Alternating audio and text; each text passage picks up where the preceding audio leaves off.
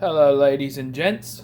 We're going to be making some, what I call tater tot casserole. It's going to fit in a pan like that. I think that's a 9x4 or 9x5. It may say on the bottom of it.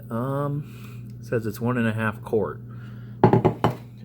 It's going to fit my little Ninja perfectly, so I don't have to fire up the big oven and waste energy.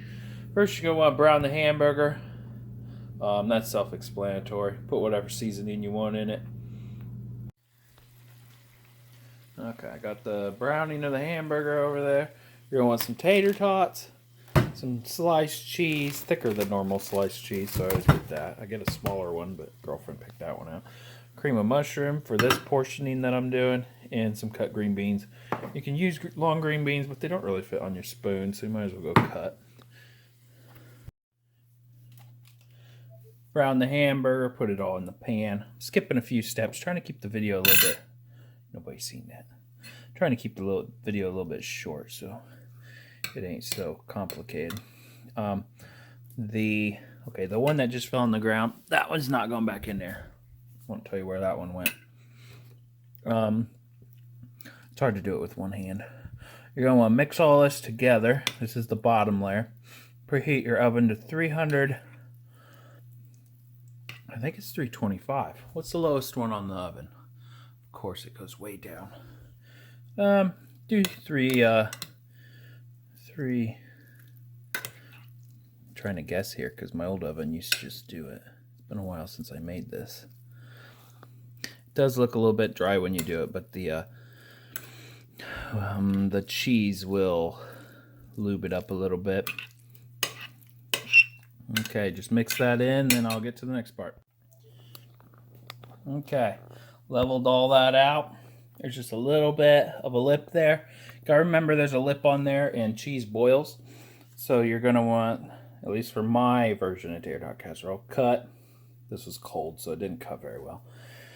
Cut some cheese as thick as you want. Remember it's gonna boil up on the sides and possibly pour over, so I don't put too much cheese on there. Some people put cheese underneath and on the sides and all that. This is a helping for 2 or 15 if you want to go by FDA. But I'm gonna cut it about that big. It's gonna, hey, it came right off. Look at that. About that thick. I'll put that one there because it's a thick one. Cut a little bit thinner. Then it bunches up like that. It's hard to get off the knife, especially when you're recording. There is no tripod, I think. Wash your hands before doing this. There is no tripod for cooking. So I'm going to do that because it's getting messy. You just want to coat that whole top and then I'll get to the next. Okay, I did it like that so when it melts a little bit it'll go in between. I don't really like a mess.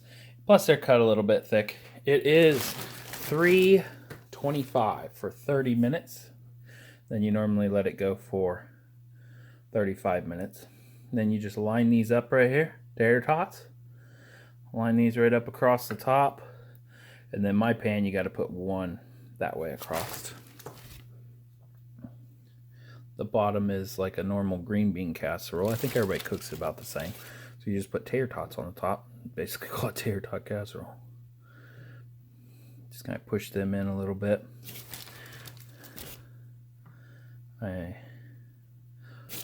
Finally, I can hold the camera and make the video.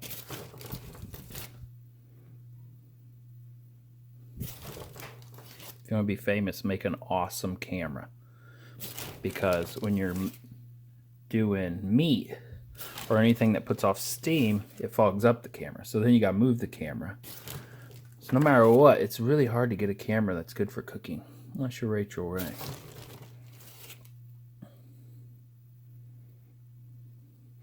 Which I have all her pans.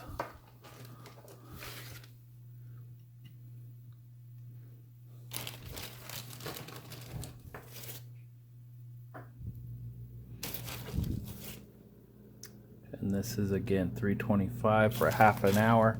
That's at a normal oven. This is our first time making it in the Ninja. The Ninja's kind of like has a little fan in it. It's supposed to cook it quicker.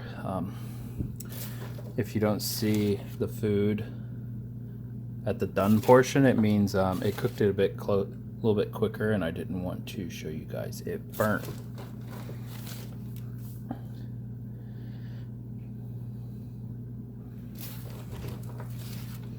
Almost done. Seems like Tater Tots have gotten smaller. I think if you buy a different brand than Great Value, they're a bit bigger. To me, they taste the same. It's all on how you cook it and salt them. There ain't much to it after this. Just put it in there for 35 minutes on 375 or 325.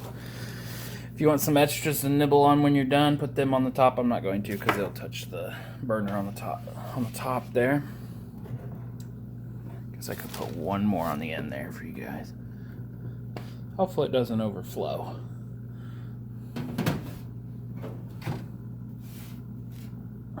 Put that in there.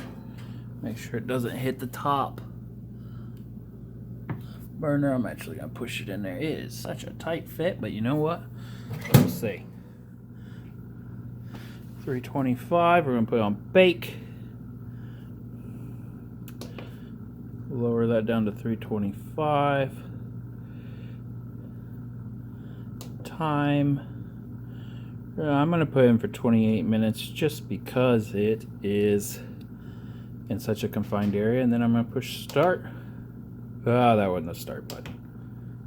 Oh, here we go. 325 time. You push the button in. Preheating, and then once it's preheated, it just starts cooking. Preheat on this normally takes about half a minute. Yeah, I'll show you guys what the done result looks like. Okay, there's 30 minutes. But to me, they look like they're a bit cold. So I'm going to leave it in there until the temperature just kind of comes out of here, and then it'll be done. So I'd say about 35 minutes it would have been cooked. Golden brown, I guess. I don't know how you like your tater tots. Everything else is kind of pre-cooked, so just how you want everything to melt together. Okay, here we go. It's been a little bit. And they don't look totally crunchy, but they look good enough. I'm tired of waiting. I'm hungry. There you have it. My version of Tater Tot Casserole.